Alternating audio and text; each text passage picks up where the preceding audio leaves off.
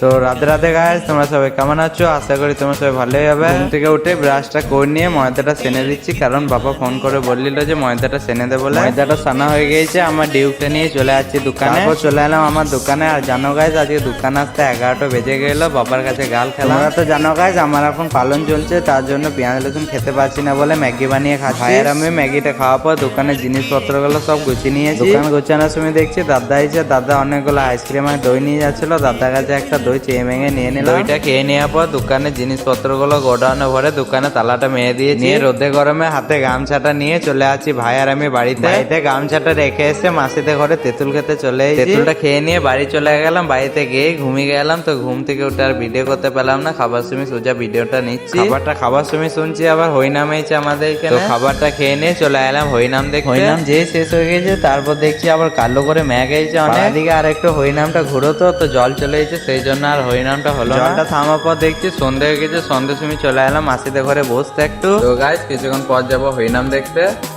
তো মাসিদের এখানে কিছুক্ষণ বসি, তারপর যাবো হরিনাম দেখতে। তো আজকে ব্লগ অতটুকুই, কালকে ব্লগে দেখা হচ্ছে। বাই। আর সেই ব্লগটা সেকেন্ড ব্লগে পেয়ে যাবে।